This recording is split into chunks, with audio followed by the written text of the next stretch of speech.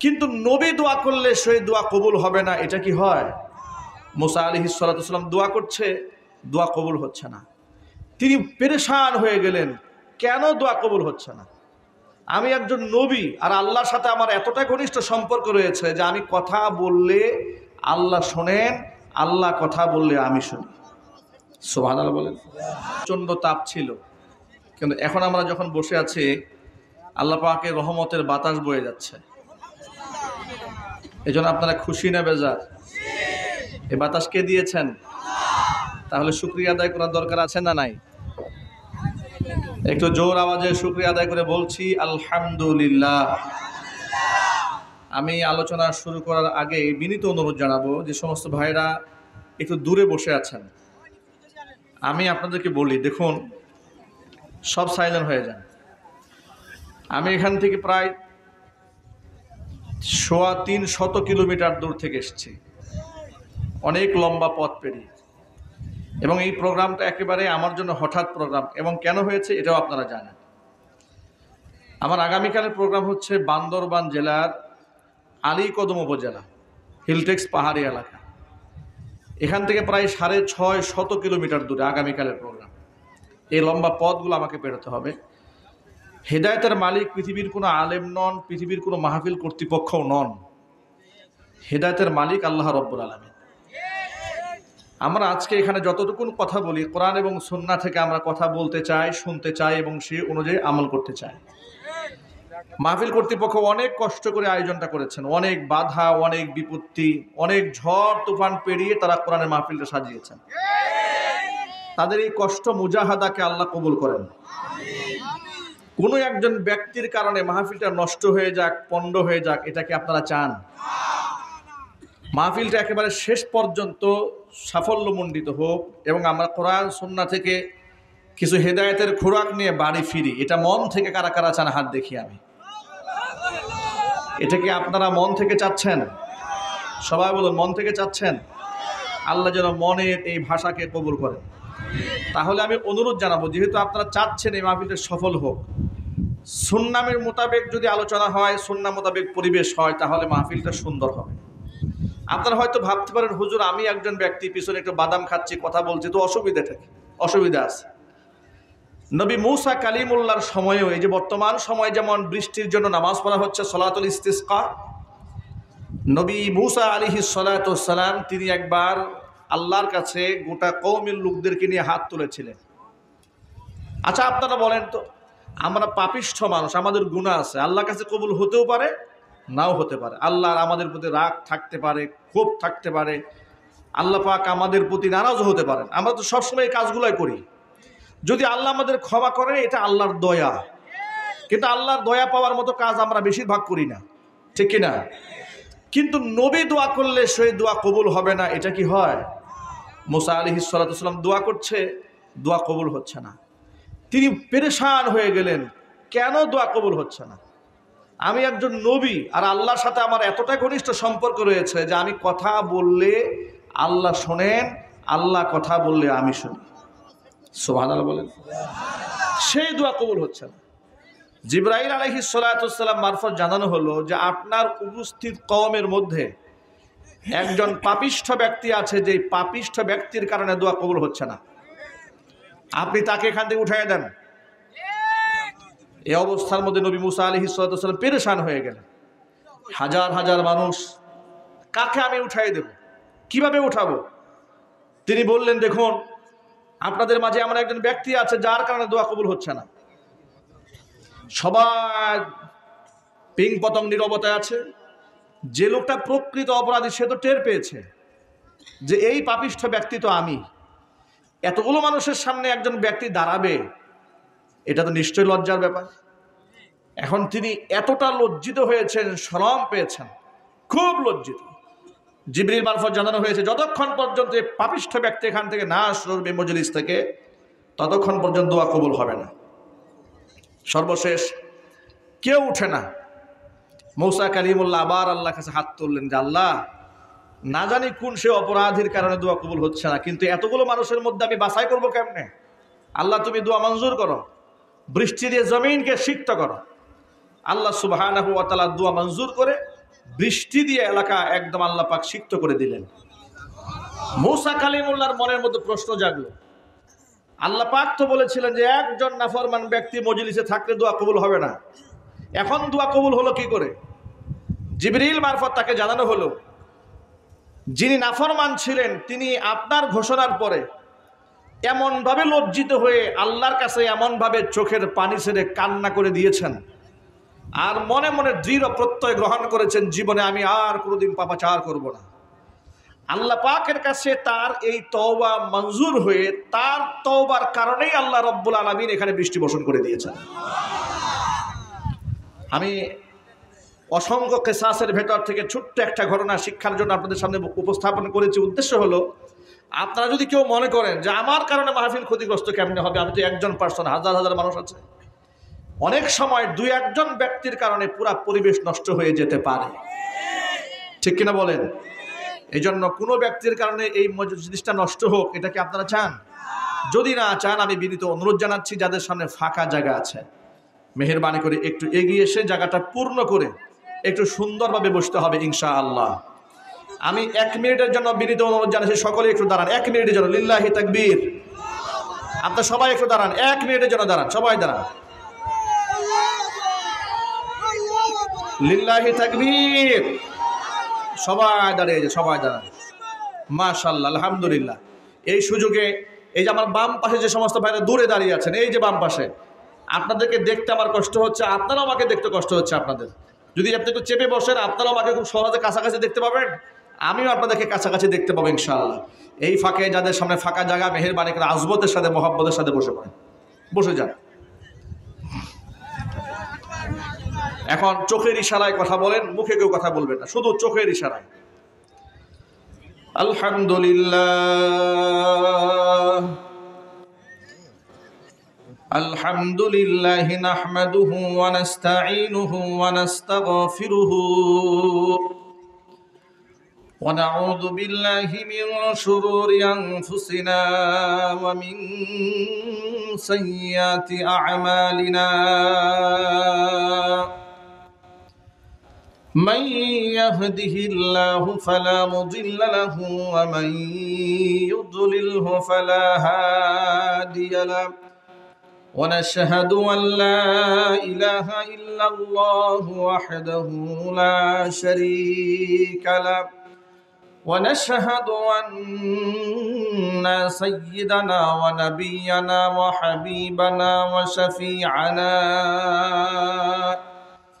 ومولانا محمدا عبده ورسوله الذي أرسله بالحق بشيرا ونذيرا وداعيا إلى الله بإذنه وسراجا منيرا.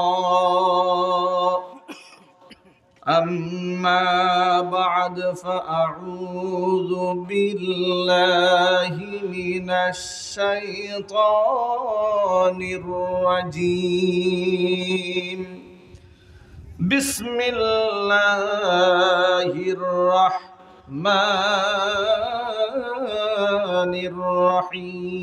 الرحيم. وعباد الرحمن الذين يمشون على الأرض هونا وإذا خاطبهم الجاهلون قالوا سلاما والذين يبيتون لربهم سجدا وقياما. وقال تعالى في شان حبيبه ومحبوبه آمرا ومخبرا إن الله وملائكته يصلون على النبي يا أيها الذين آمنوا صلوا عليه وسلموا تسليما اللهم صل على محمد وعلى آل محمد كما صليت على إبراهيم وعلى آل إبراهيم إنك حميد مجيد اللهم بارك على محمد وعلى آل محمد كما باركت على إبراهيم وعلى آل إبراهيم إنك حميد مجيد মোহাব্বতের সাথে জবান ছেড়ে দিয়ে সকলে মিলে কিছুক্ষণ জিকির করুন লা ইলাহা লা ইলাহা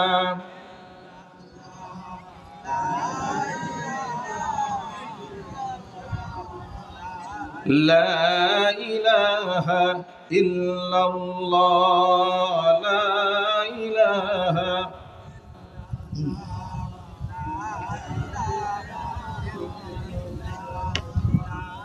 لا إله إلا الله لا إله إلا الله لا إله إلا الله محمد رسول الله صلى الله عليه وسلم ঐতিহ্যবাহী খুলনা জেলার অন্তর্গত পাইকগাছা গদাইপুর মঠবাটি দারুল কোরআন নুরানী হাফিজিয়া মাদ্রাসা লিল্লাহ বোর্ডিং এর উদ্যোগে এলাকার মৃত ব্যক্তিদের রুহের মাগফিরাত কামনায় আয়োজিত তৃতীয় বার্ষিকী 2 দিন ব্যাপী তাফসীর কোরআন মাহফিলের দ্বিতীয় দিবসের শেষ অধিবেশনের সম্মানিত সভাপতি সাহেব, আমন্ত্রিত হাজারাত উলামায়ে কেরাম, মুরব্বিয়ানে ইজম, অত্র এলাকা এবং পার্শ্ববর্তী এলাকার বিভিন্ন প্রান্ত থেকে ছুটে আসা দিন দরদি, ইমানদার, পরহেজগার, মুত্তাকি মুসলিম ভাইয়েরা, পর্দার অন্তরালে অবস্থানরত আমাদের সকলের শ্রদ্ধাভাজন পর্দানিশীন মা এবং বোনেরা, মহান আল্লাহ রব্বুল আলামিনের দরবারে আলী শানে লাখ কোটি শুকরিয়া আদায় করছি যে মহান মনিব মুসলিম উম্মার এই ক্লান্তি লগ্নে হাজারো প্রতিকূলতাকে উপেক্ষা করে শত সহস্র বাধাকে পেরিয়ে নবী করিম সাল্লাল্লাহু আলাইহি ওয়াসাল্লামের ভাষায় বেহেশতের বাগানের মধ্যে উলামায়ে কেরামের মাজলিসে কোরআন হাদিসের মাহফিলে আমাদেরকে যথাসময়ে উপস্থিত হয়ে কোরআন সুন্নাহ থেকে আলোচনা করার, আলোচনা শোনার সুযোগ করে দিয়েছেন। এজন্য আপনারা খুশি না বেজার? কম না বেশি? উচ্ছ্বসিত কণ্ঠে, খুশি মনে, মন প্রাণ উজাড় করে আল্লাহ পাকের শেখানো ভাষায় শুকরিয়া আদায় করছি। জবান ছেড়ে দিয়ে সকলে একযোগে বলছি আলহামদুলিল্লাহ। রব্বানা লাকাল হামদ হামদান কাসীরা তাইয়িবান মুবারাকান ফীহি। রব্বানা লাকাল হামদু কামা ইয়ানবাগি লিজালালি ওয়াজহিকা ওয়া আযীমি সুলতানিকা। আল্লাহ রাব্বুল আলামিন আজকের তাফসীরুল কোরআন মাহফিলকে কবুল করুন। মঠবাটি দারুল কোরআন নুরানী হাফিজিয়া মাদ্রাসা লিল্লাহ বোর্ডিংকে আল্লাহ পাক কিয়ামত পর্যন্ত কবুল করুন। আমিন। মাদ্রাসার সমস্ত হাজাত আল্লাহ পাক তার গায়বে খাজানা থেকে মিটিয়ে দিন। অক্লান্ত পরিশ্রম করে এই জান্নাতের বাগান যারা সাজিয়েছেন, দূরদারাজ থেকে শোনার জন্য যারা এসেছেন, আজকের মাহফিলের ওসিলা করে আল্লাহ রাব্বুল আলামিন সকলকে পরিপূর্ণ হেদায়েত নসিব করুন। অত্র এলাকার সমস্ত মুর্দেগানের কবর আযাব আল্লাহ পাক কিয়ামত পর্যন্ত বন্ধ করে দিন। কাল হাসরের কঠিন ময়দানে এই আয়োজন আল্লাহ পাক আমাদের সকলের নাজাতের জারিয়া হিসেবে কবুল করুন। প্রিয় বন্ধুগণ, এক বাক্যে জবাব দিয়ে বলুন তো, হেদায়েত দেওয়ার মালিক কে? পৃথিবীর কোন পীরের হাতে হেদায়েতের মালিকানা আছে? কোন আলেমের হাতে? কোন দরবেশের হাতে? কোন বুজুর্গের হাতে? আলেম ওলামা, পীর বুজুর্গ, ওলামা, মাশায়েখ তো দূরের কথা, পৃথিবীর কোন নবীকেও আল্লাহ পাক হেদায়েতের মালিক বানাননি। নবীগণ যদি হেদায়েতের মালিক হতেন তাহলে নবীগণের প্রিয় ভাজন যারা ছিলেন, হেদায়েত শূন্য হয়ে দুনিয়া থেকে কেউ বিদায় নিতেন না। পৃথিবীর প্রথম নবী, প্রথম মানুষ আদম আলাইহিস সালাতু ওয়াস সালামের কলিজার টুকরার সন্তান হাবিল এবং কাবিল, দুজনের মধ্যে হত্যাকাণ্ড সংগঠিত হতো না হেদায়েতের মালিকানা যদি নবী আদম আলাইহিস সালাতু ওয়াস সালামের হাতেই থাকতো। হেদায়েতের মালিকানা যদি নবী নূহ আলাইহিস সালাতু ওয়াস সালামের হাতে থাকতো, তাহলে কলিজার টুকরার সন্তান কেনান কুফফারদের সাথে মিলিত হয়ে আল্লাহ পাকের গজবে প্লাবিত হয়ে দুনিয়া থেকে ধ্বংস হতেন না। হেদায়েতের মালিকানা যদি জাতির পিতা ইব্রাহিম আলাইহিস সালাতু ওয়াস সালামের হাতেই থাকতো, কলিজার টুকরা নয়নমণি তার শ্রদ্ধাভাজন পিতা আজর মূর্তি পূজারী হয়ে মুশরিক অবস্থায় দুনিয়া থেকে বিদায় নিতেন না। হেদায়েতের মালিকানা যদি দু জাহানের বাদশা ইমামুল মুরসালিন রাহমাতুল লিল আলামিন খাতামুল আম্বিয়া নবিয়ুনা মুহাম্মদুর রাসূলুল্লাহ সাল্লাল্লাহু আলাইহি ওয়াসাল্লামের হাতেই থাকতো, তাহলে কলিজার টুকরা চাচা আবু তালেব ঈমান হারা হয়ে কুফরি অবস্থায় দুনিয়া থেকে বিদায় নিতেন না। এর দ্বারা খুব স্পষ্ট প্রমাণ হয় হেদায়েতের মালিককে। যদি নবীগণই হেদায়েতের মালিকানা নিতে না পারেন, তাহলে ওলিয়া উলিয়া পীর বুজুর্গ বক্তা তারা হেদায়েতের মালিক কোশ্চিন কালেও ছিলেন না, বর্তমানে নেও, ভবিষ্যতে হওয়ার কোনো সম্ভাবনাও নাই। যেহেতু মালিক আল্লাহ রব্বুল আলামিন, সুতরাং আমরা আল্লাহর কাছে খুতবার শুরুতেই আল্লাহর কাছে এই দোয়া